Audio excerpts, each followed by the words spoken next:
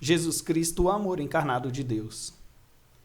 Apesar de termos falado até agora prevalentemente do Antigo Testamento, já se deixou clara a íntima compenetração dos dois testamentos como única escritura da fé cristã. A verdadeira novidade do Novo Testamento não reside em novas ideias, mas na própria figura de Cristo, que dá carne e sangue aos conceitos. Um incrível realismo. Já no Antigo Testamento, a novidade bíblica não consistia simplesmente em noções abstratas, mas na ação imprevisível e, de certa forma, inaudita de Deus. Esta ação de Deus ganha agora a sua forma dramática devido ao fato de que, em Jesus Cristo, o próprio Deus vai atrás da, abre aspas, ovelha perdida, fecha aspas, a humanidade sofredora e transviada. Quando Jesus fala nas suas parábolas do pastor que vai atrás da ovelha perdida, da mulher que procura a dracma, do pai que sai ao encontro do filho pródigo e o abraça, não se trata apenas de palavras, mas constituem a explicação do seu próprio ser e agir. Na sua morte de cruz, cumpre-se aquele virar-se de Deus contra si próprio, com o qual ele se entrega para levantar o homem e salvá-lo. O amor na sua forma mais radical. O olhar fixo no lado trespassado de Cristo, de que fala João, confira João capítulo 19, versículo 37, compreende o que serviu de ponto de partida a esta carta encíclica. Abre aspas, Deus é amor, fecha aspas. Confira 1 João capítulo 4, versículo 8. É lá que esta verdade pode ser contemplada.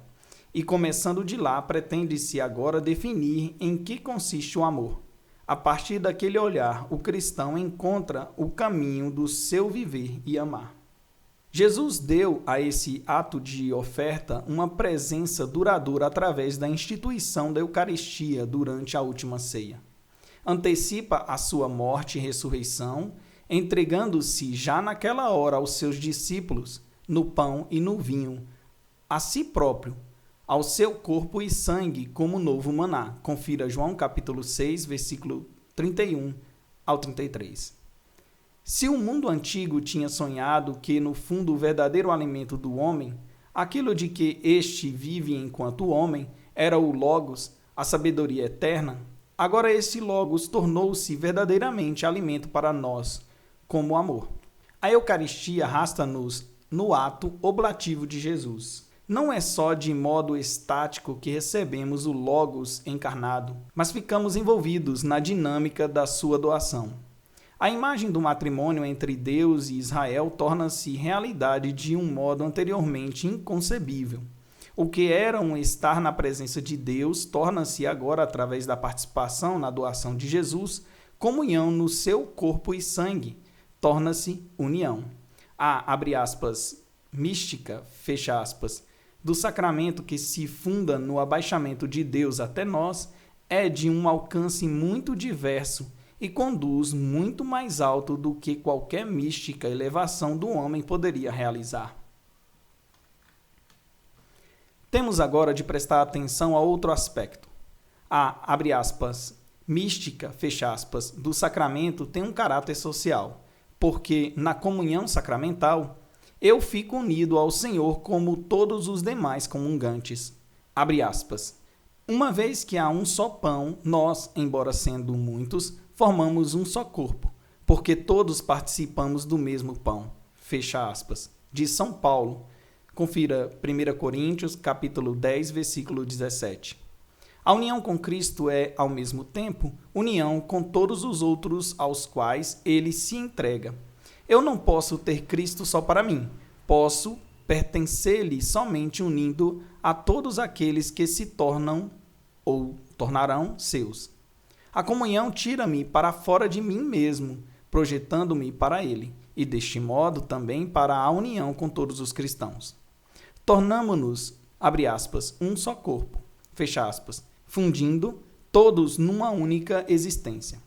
O amor a Deus e o amor ao próximo estão agora verdadeiramente juntos. O Deus encarnado atrai-nos todos a si. Assim se compreende porque o termo ágape se tenha tornado também um nome da Eucaristia. Nesta ágape de Deus, vem corporalmente a nós, para continuar a sua ação em nós através de nós. Só a partir dessa fundamentação cristológico-sacramental é que se pode entender corretamente o ensinamento de Jesus sobre o amor.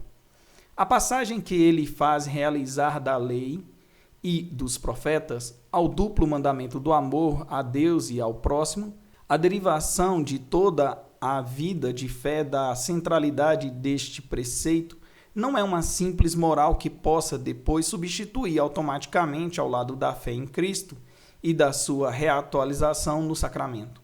Fé, culto e etos compenetram-se mutuamente como única realidade que se configura no encontro com a ágape de Deus. Aqui, a habitual contraposição entre culto e ética simplesmente desaparece. No próprio, culto, na comunhão eucarística, está contido o ser amado e o amar, por sua vez, os outros. Uma Eucaristia que não se traduza em amor concretamente vivido é em si mesma fragmentária. Por outro lado, como adiante havemos de considerar de modo mais detalhado, o, mandamento, do amor só se torna possível porque não é mera exigência. O amor pode ser, mandado, porque antes nos é dado. É a partir desse princípio que devem ser entendidas também as grandes parábolas de Jesus. O rico avarento, confira Lucas capítulo 16, versículo 19 ao 31, implora do lugar do suplício que os seus irmãos sejam informados sobre o que acontece a quem levianamente ignorou o pobre que passava necessidade. Jesus recolhe, por assim dizer, aquele grito de socorro e repete-o para nos acautelar e reconduzir ao bom caminho. A parábola do bom samaritano, confira Lucas capítulo 10, versículo 25 ao 37, leva-nos a dois esclarecimentos importantes. Enquanto o conceito de, próximo, até então se referia essencialmente aos concidadãos e aos estrangeiros que se tinham estabelecido na terra de Israel, ou seja, a comunidade solidária de um país e de um povo, agora este limite é abolido. Qualquer um que necessite de mim e eu possa ajudá-lo é o meu próximo. O conceito de próximo fica universalizado, sem deixar, todavia, de ser concreto. Apesar da sua extensão a todos os homens, não se reduz à expressão de um amor genérico e abstrato, em si mesmo pouco comprometedor, mas requer o meu empenho prático aqui e agora. Continua a ser a tarefa da Igreja interpretar sempre de novo esta ligação entre distante e próximo na vida prática de seus membros. É preciso, enfim, recordar de modo particular a grande parábola do juízo final. Confira Mateus, capítulo 25, versículo 31 ao 46, onde o amor se torna o critério para a decisão definitiva sobre o valor ou a inutilidade de uma vida humana. Jesus identifica-se com os necessitados, famintos, sedentos, forasteiros, nus, enfermos, encarcerados, Sempre que fizestes isto a um destes meus irmãos mais pequeninos, a mim mesmo o fizeste, Confira Mateus, capítulo 25, versículo 40. Amor a Deus e amor ao próximo fundem-se num todo. No mais pequenino encontramos o próprio Jesus e, em Jesus, encontramos Deus.